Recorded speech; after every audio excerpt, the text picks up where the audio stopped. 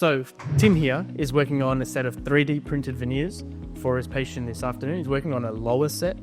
And often with lower teeth, they're very hard to build up, because if we have to do porcelain, we end up removing so much tooth structure to fit the porcelain that the tooth becomes kind of weak.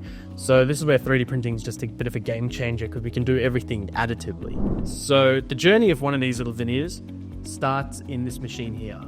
And this is a dental 3D printer. So we've got 3 3D printers here. These 2 are little hobby printers. We use them for like models, toys, little bits and pieces that we need. They cost about $400, whereas this one costs about $16,000 just for the printer, not including all the extra parts we have to get and the resins and the liquids and all that jazz and the maintenance. But this is the most accurate dental printer available in Australia at the moment. So what happens is you get a digital scan taken off your teeth, which is kind of like a mold we used to do in the analog days. And then we design it all in the software here, and we chuck it into the printer, and you end up getting a little 3D printed veneer that comes out like this. And so you'll see these little support things. So this is how the print actually comes out upside down, and that's how it sticks to the build plate. So we cut those off once we've trimmed them in. I personally like to cut them off when I put the veneer in, so the veneer's stuck on it. They're so tiny, it's so hard to hold. It's so easy to over trim them, which is really annoying. And you have to make another one. So once they've finished in this printer here, they'll come out and they'll be all dripping with the resin that's not cured. So we have to get that resin out. Otherwise it affects how the veneer sits and kind of rocks and doesn't fit perfectly. So that's what this machine here is for. So this is called a washer, and it's filled full of isopropyl alcohol. So we put anything we've 3D printed, whether it be a model, a night guard, some veneers. We put them all in here, and then it starts this washing procedure where it swirls around the alcohol and all that liquid resin comes off.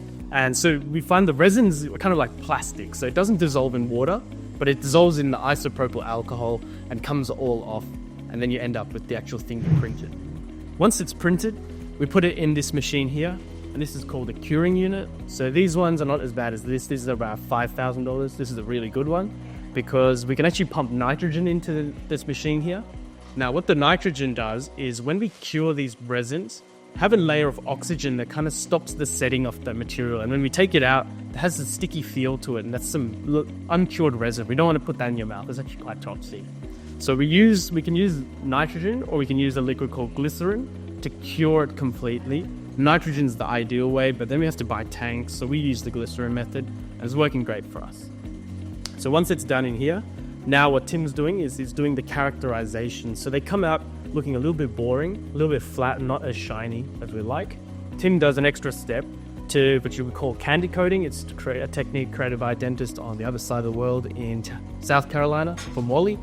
And it makes us give that really perfect sheen to the teeth, really nice smooth feel, and they look a bit more natural that way as well.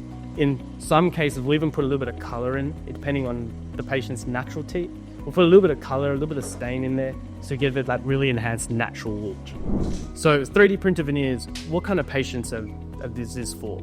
So we find 3D printed veneers are perfect for patients who want a conservative option to enhance their smile without any removal of tooth structure, but they have to be aware that these restorations last around 5 years. So this is a good way for us to test drive a new smile, test drive a new bite, and then eventually you do need to convert it to porcelain, or you will have to redo it. Hopefully the resins and the technology advances in those 5 years, that the next set should last you a little bit longer. But the gold standard is still porcelain. Porcelain matches your teeth and the biology perfectly, so we eventually want to opt for porcelain. And yes, we definitely have multiple porcelain options. We can actually make porcelain in the clinic as well, in this machine down here, or we send it to a high-end laboratory with some Italian technicians that are just artists, and that's where you get the premium result. So if you're interested in creating a better smile with 3D printing or porcelain, feel free to reach out to us.